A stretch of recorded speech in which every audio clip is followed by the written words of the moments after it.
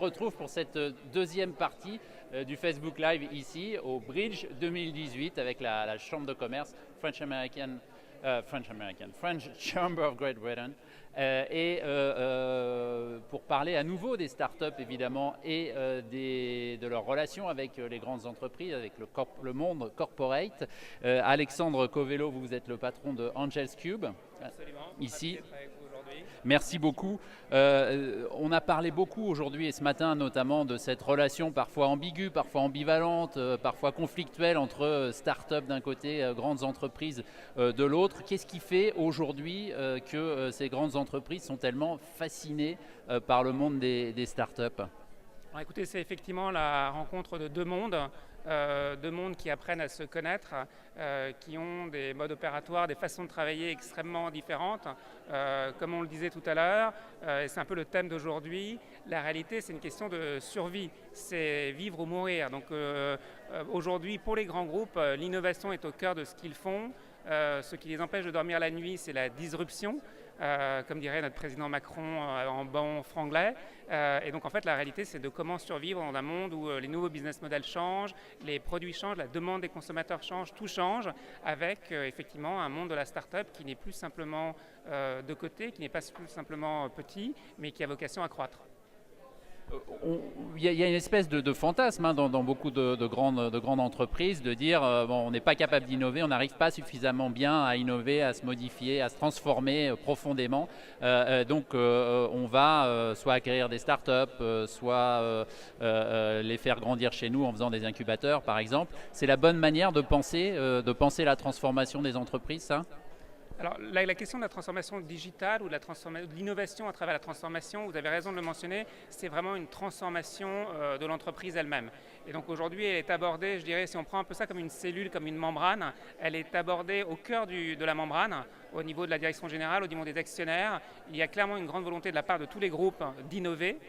Et après il y a presque plus rien entre les deux et on se retrouve en périphérie avec des profils nouveaux, des personnes nouvelles qui sont en charge de ça, les digital officers, les head of innovation, qui aujourd'hui sont en charge d'implémenter, de mettre en place ces stratégies et qui essaient d'innover comme ils peuvent et de le faire avec les moyens du bord, avec les outils disponibles. Donc pour répondre à votre question, effectivement aujourd'hui, cette rencontre elle se fait un peu à ces deux niveaux-là et il va falloir que par imprégnation, on puisse les faire travailler de plus en plus. Ça prendra du temps, mais on va y arriver, il n'y a pas le choix. Est-ce qu'il y a des exemples qui marchent dans vos clients, dans les gens avec qui vous travaillez, etc., de grandes boîtes, de grandes entreprises qui font ça de manière intelligente ou qui le font mieux que les autres ? Alors, il y a beaucoup de sociétés, de grands groupes qui aujourd'hui qui ont rencontré un certain nombre de succès. Ça fonctionne quand ça part du haut.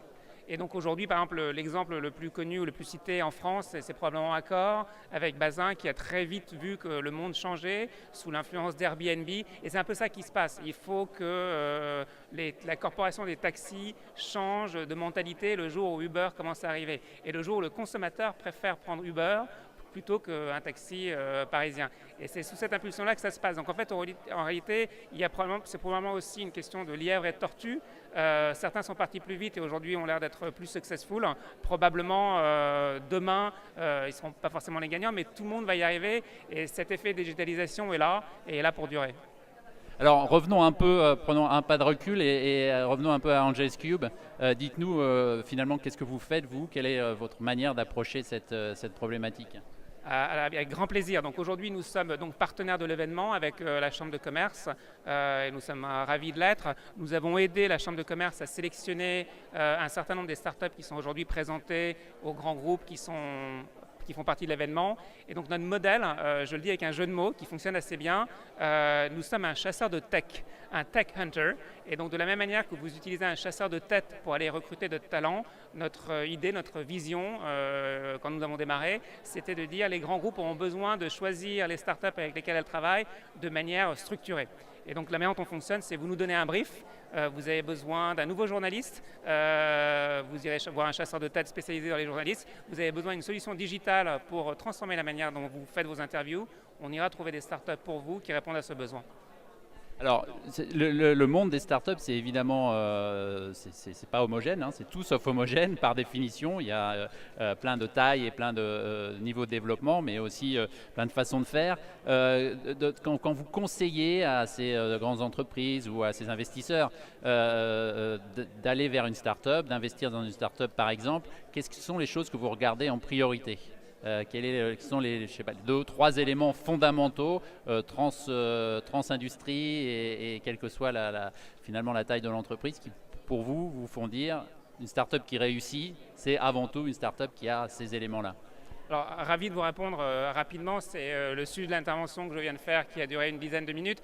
Mais en résumé, je dirais qu'il y a 2 choses. Il y a la start-up elle-même. Intrinsèquement, c'est toujours plus ou moins la même chose. C'est le produit, la stratégie, la taille du marché qu'ils adressent et essentiellement la qualité de l'équipe. Parce que pour des sociétés qui démarrent, elles vont être à la tête de l'activité pendant assez longtemps. Ça, je dirais, c'est l'actif en lui-même, la start-up en elle-même, et ce sont les choses que vous regardez. Maintenant, ce qui est aussi important de mettre en lumière et en perspective, c'est la stratégie du groupe ou du corporate lui-même qui doit avoir en amont déterminé ses objectifs et savoir ce qu'il va en faire. Et là, les objectifs, comme on le disait tout à l'heure, sont un peu plus mouvants.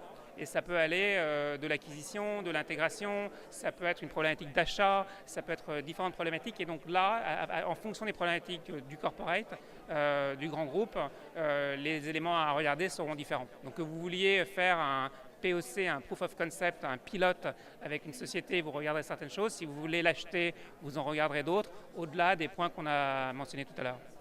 Et ça reste l'idée, le cliché selon lequel c'est les hommes et les femmes qui sont l'essentiel de la valeur d'une boîte en général et d'une start-up en particulier. Ça reste vrai, c'est quand vous conseillez, c'est d'abord ça que vous regardez ou Alors c'est une excellente question parce qu'effectivement les hommes sont au cœur de l'entreprise, au cœur de l'aventure entrepreneuriale.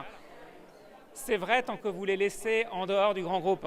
Après, malheureusement, ce qui se passe, c'est que la raison pour laquelle les grands groupes font des partenariats avec les startups, c'est soit pour le produit, soit pour la solution, soit pour la base de clientèle, mais aussi pour les équipes. Mais les équipes sont phagocytées, intégrées, et en général, l'amalgame ne se passe pas toujours très bien. Donc quelque part, vous avez absolument raison. Quand vous sélectionnez une startup avec laquelle vous allez passer du temps et vous allez l'aider à croître, l'équipe est essentielle, c'est un mariage et donc il faudra faire face aux intempéries ensemble. À partir du moment où vous avez un angle, je dirais, plus stratégique, plus corporate, on est plus intéressé par le produit, la solution que par les hommes et parfois c'est bien dommage. Il y a le modèle habituel, quand on parle d'acquisition de start-up par une boîte plus importante, c'est bon, le fondateur reste ou les fondateurs vont rester 2 ans, 3 ans, le temps de faire des transitions. Est-ce que dans votre histoire, dans les gens que vous avez accompagnés, il y a des vraies réussites, de gens des greffes qui prennent et on n'attend pas juste la fin et que le package, qu'on puisse prendre son package et s'en aller au soleil au bout de 2 ou 3 ans? Est-ce qu'il y a des vrais greffes qui prennent d'entrepreneurs qui ont souvent choisi l'entrepreneuriat parce qu'ils ne voulaient pas aller justement dans des grandes boîtes? Donc vous avez vu ça se passer? Alors absolument, et en fait il y a 2 choses. Il y a un peu de bruit, mais c'est parce que on est est un bel événement et puis l'idée, c'est du speed dating. Donc voilà, par exemple, nous c'est un peu moins speed parce qu'on va se parler plus longtemps, mais les grandes entreprises et les startups derrière nous se voient pendant une vingtaine de minutes et ça tourne. Et de temps en temps, la cloche sonne et on change de table. Voilà, et on change de partenaire. Pardon, continuez. Je reviens à votre question. Je répondrai de 2 manières. La première, donc, vous le savez, Emmanuel Macron parlait à la French Tech mardi dernier. Il l'a dit, aujourd'hui, la plus grosse scale-up française a levé 80 millions.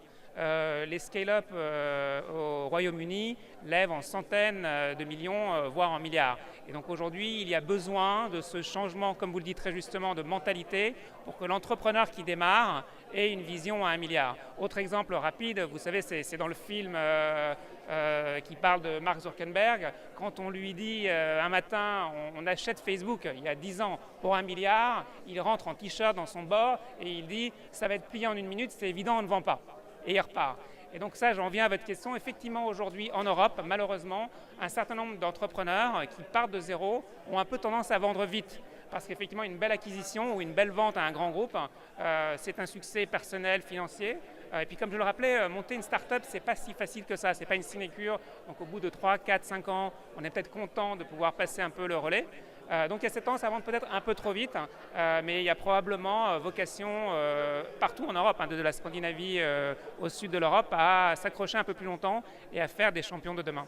Est-ce que ça veut dire qu'en Europe en général et peut-être en France en particulier, il y a un manque d'ambition de ce point de vue-là? Ça, c'est des start-upers ou des fondateurs de boîtes comme ça. Et la question qui en découle, c'est est-ce que les gens qui viennent à des événements comme ça, en étant des start-up qui recherchent le contact des grandes entreprises, est-ce que ça prouve aussi un manque d'ambition en se disant tout ce qu'ils veulent, c'est vendre le plus vite possible? Alors, on peut dire que ce qui est un manque d'ambition, il est probablement là, je dirais, c'est probablement un manque de structure ou un manque d'accompagnement. Aujourd'hui, la raison pour laquelle il manque cette ambition, c'est parce que faire le pari de l'entrepreneuriat, c'est déjà un engagement très fort.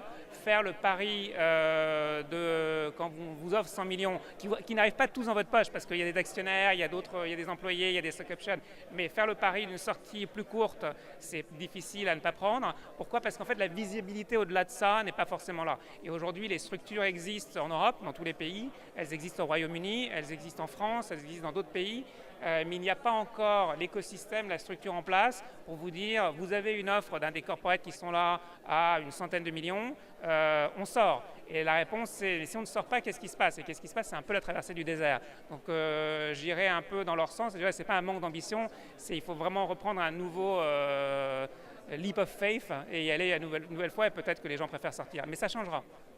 Alexandre Cavallo, merci beaucoup d'avoir passé ces instants avec nous. On va continuer avec d'autres interviews. Merci, à très bientôt. Merci.